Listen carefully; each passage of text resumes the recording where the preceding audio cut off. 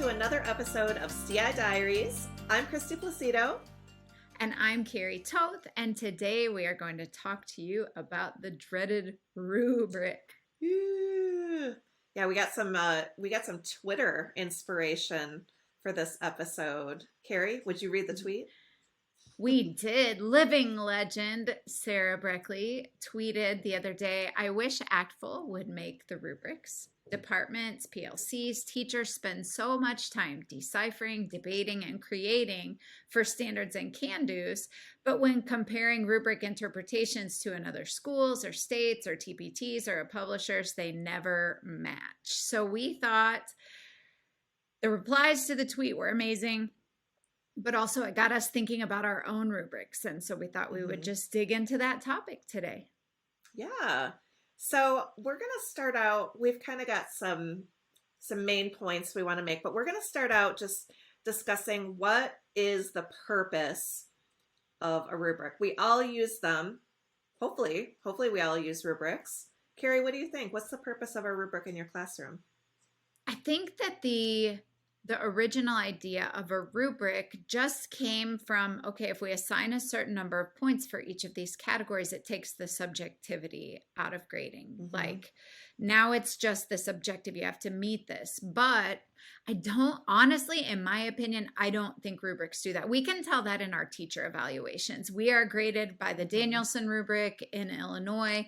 And I can tell you that when I look at the rubric, I see one thing in my classroom, but that does not mean that my admin is going to view that the same way. And we all know that, personal biases and personal choices and your feelings on how, other students have done things or how you did things, they all influence what you see when you look at a rubric. What about you?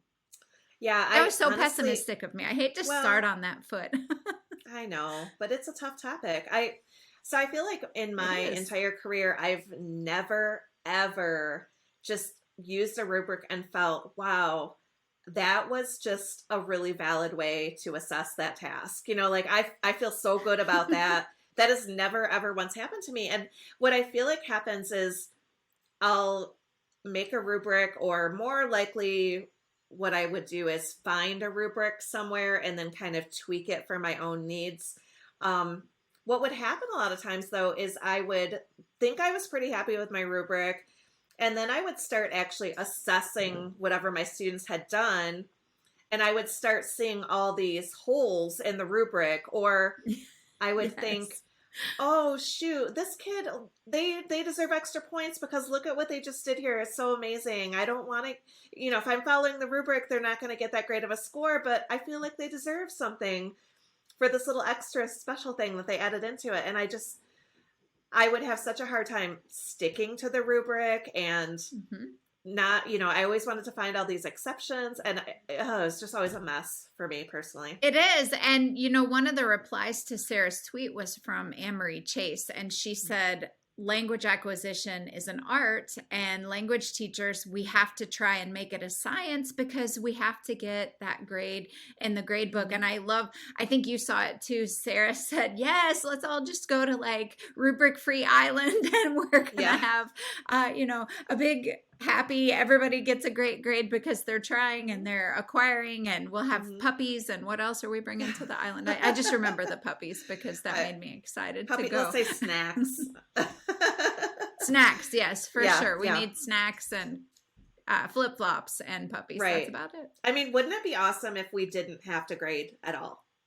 If kids were just super ideally, motivated. Yes. But that's not reality. So what do we do? No. So what do we do? That's the question. And so that's kind of what Kristy and I have been talking about this morning as we were trying to think about rubrics. Like we'll just start with this point that most people, we know that a lot of you are one teacher in one district all by yourself and you can do whatever you want. But for a lot of teachers, that's not the case. You're part of a department. You may be part of a giant district, and you have to find a way to get a rubric that works for all of you. So we were thinking, what are the things that you do to calibrate those rubrics with your colleagues? How do you sit down and come up with the thing that works for you? And Hmm. Unfortunately, I think we decided that it may look different school by school. Yeah. We're not positive that there is as a right answer to that. Yeah. So, yeah, I think so. Step one would be finding a rubric that you can live with. Um, Preferably a rubric that does allow for some flexibility because, I mean, the kids don't necessarily fit perfectly into those little boxes. I mean, their proficiency levels are Yes. all over the place, and you know, proficiency is, it's a squiggly line. I mean, it's going to be all over the place, and it is hard. It's hard to measure. So I guess finding a rubric that you feel like, okay, I can live with this. I feel like this is a rubric that addresses what I'm asking the kids to do in this performance task. And once you have decided on a rubric, if you have colleagues that you're working with, I think it's really important. And Carrie, you and I have actually sat down and done this with our own students' work. So taking that rubric and kind of calibrating it among the people that are going to be using it to assess a variety of students. So just making sure everyone's Right. interpreting it in the same way, and everybody's on the same page. That can be kind of difficult. And in our last podcast, we talked a little about assessment and how the OPI is how we assess students' actual proficiency in the language. Mm-hmm. Like unless they take a test where it is a physically, you're talking to someone, they're responding to your every prompt and they're pushing you to your breaking point, you're not going to know student proficiency. So we have to realize that our students are just getting performance grades each time. So when they do take proficiency exams like the OPI, students tend to, with 4 years of study, be around that intermediate, low, mid borderline. And that means that they are not doing things perfect, and they may not even be making paragraphs, and we may have to ask them to repeat. So for me, the perfect rubric is always something that really focuses more on like, hey, what'd you do well? Because that's just the stage of their growth that they're at. And remembering that this is one performance, but it doesn't represent their whole proficiency. So trying to get every performance we can to the highest level possible. So what's that look like for your department? What are the things that are non-negotiables in your department? What are some things people might think of as non-negotiables? I mean, for me, I always tried to focus really heavily on the actual communication. Like, is communication actually taking place? So like if it's like a speaking assessment, a presentational speaking, let's say, they have something that they've been assigned to communicate about. So I'm looking at, did that communication actually occur? So like to me, that would be a non-negotiable. They have to actually complete the task, and the communication that they were asked to make happen needs to have happened. Absolutely. And in speaking, I think that's an easy thing for me to grade, because if they did communicate and complete the task, then I give them full credit on their speaking, because that is the last of our skills to develop. Now, writing, I can ask them for things like, okay, we're working on being intermediates in writing. Can you use transition words and paragraphs? So now they know this is the hoop I have to jump through. And so that would be maybe something that I would put on my rubric as a non-negotiable in a writing, that, you want to be more than an intermediate low. So you need to be transitioning, time marker words, paragraph level. Do I see evidence of that? Yeah, for sure. I tend to shy away from, especially if it's more of a productive skill, if it's speaking or writing. Yes. I tend to not really want to focus on like specific grammar points or things like that, because I feel like that's so artificial, and I just feel like it complicates the whole thinking process. You're asking a student to communicate about something, but then you're putting all these parameters on them about how they can communicate. So like, I like the idea of, okay, I want you to use transition words. I want you to use paragraphs, because that isn't like, it's not the same as saying, I want you to use like these Give me specific 8 transition imperfect words. verbs. Yes. Yeah. Yeah. It's just more like, are you developing in this way? Are you communicating naturally? So, okay, you've made the transition. It's okay if you only have like a couple of transition words in your back pocket that you tend to use all the time. Yeah. That's pretty normal. That's pretty normal for anybody who's still in a high school program. They're not going to be using every single transition possible. Not all under the the things sun, that we know. And that wouldn't be natural. No. And, you know, I think that for my students, when they're sitting down to write, to not have it's not natural for you to tell me, hey, we're going to have this podcast today, and I really want you to, you know, tell me 5 goals that you have using the future tense. I would just pop up a topic, and then in a Lister and Ranta study from about 1997, they found that direct correction results in 0 student generated giving the appropriate response. So for me to go through and mark all the places they didn't use the future tense after I told them to use it, that generates 0% student repair. So maybe a better way would be to give them, a suggestion for next time. So I try, for me, the best rubric I've been able to make is one that has kind of the goals for this writing assignment in the center, and then blank spaces on either side. So I can write, this is what you might do better next time, or this is what you did really, really well, beyond what I expected on the assessment. So that way, you said, I went instead of I will go. Next time, try to use this. And that gives them one thing to focus on. That's a rubric that's helpful to have, somewhere that you can put in, what's one thing I can do better next time. I also think, just not to get too far into the weeds talking about grammar and things like that, but I also feel like let's say you're asking your students to tell you about something they did last summer. There's more than one way that students indicate that something happened in the past. So just the fact that if they said, last summer I go to see my grandma, they are using some markers that indicate the past tense, even if they didn't necessarily conjugate the verb correctly. So how do you account for that in a rubric? I want to know, Carrie, what do you do in that type of a situation?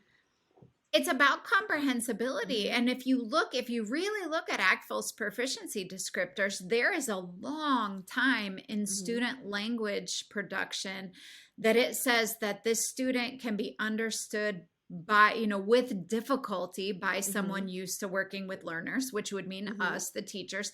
And then it sort of moves up as you get into that intermediate low. It says native speakers could understand you, but only if they're used to working with language learners. And so you have to stop and think, hey, these are people that know, false cognates when they hear them. They are going to make a lot of mistakes for a long time. And so just finding ways, instead of busting them down for every time they didn't do it, say, hey, great, I see you used last summer. Don't forget fui as I went. Right. And every time you say that gives them another chance to pick up that little structure. And I think just remembering that it is a process, and I want to go back to Twitter here for just a second, because another tweet that by Anne-Marie Chase, actually replying to Sarah Breckley's original tweet. She said, it's tricky because proficiency isn't linear. What one student can do in level 1, another can't do until level 4. I think it's hard to capture the path to proficiency on a rubric.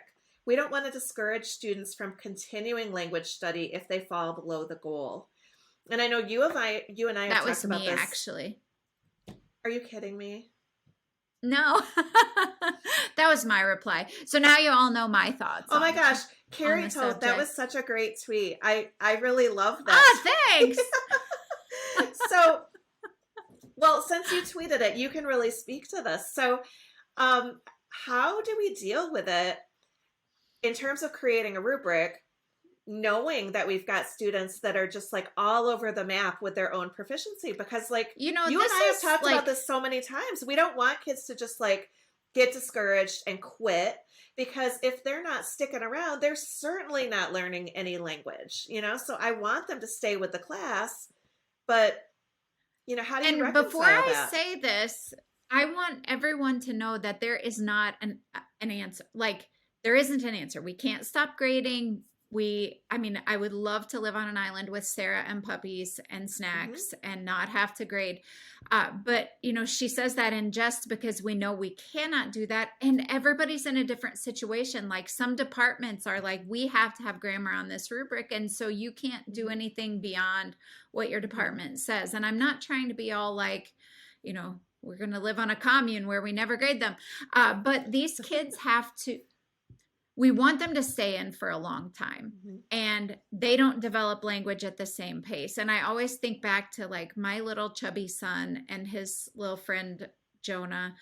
Jonah, at 9 months old, not only was he walking, he was running and climbing up and down their house steps. And Nick was still just a little chunk rolling around on his back. They were born like 6 days apart. And I was like, it was not a failure on my part or on Nick's part. He just developed differently. And so our teacher knowledge knows that that's the case with their language. Like, you may have one in Spanish 4 that's still in the novice level, and then all of a sudden you see the day when they click and they can put it together in a paragraph, and you're so happy. But we don't have any control over that in the real world. So when you're in a department where you have to do a specific rubric that then really dings those kids that aren't coming up to speed at the same pace as their classmates, they may not be able to stay in. And we understand that that's the case. But like, perfect world, I would love to have a rubric that let every student develop kind of at their own pace. And as long as they're continually trying to improve,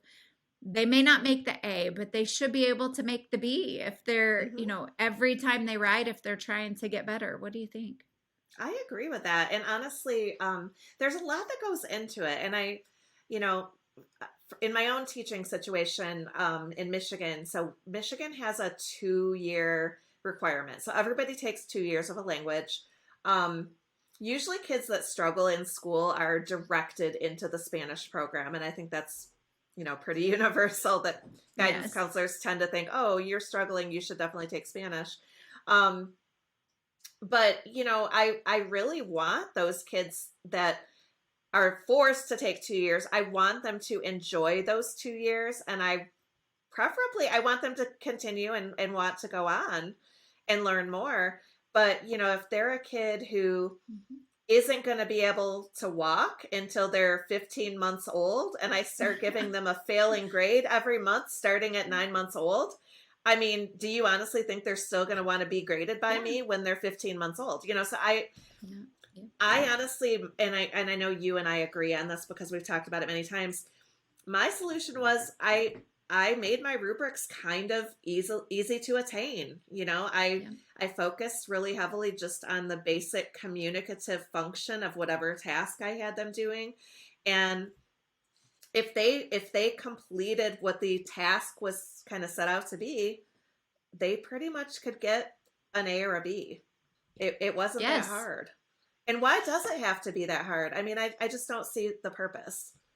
I think there's that mythic term of rigor. Like, this is a college prep class. This has to be rigorous. We need it. But our superintendent, who I love, by the way, he is an awesome superintendent to work for.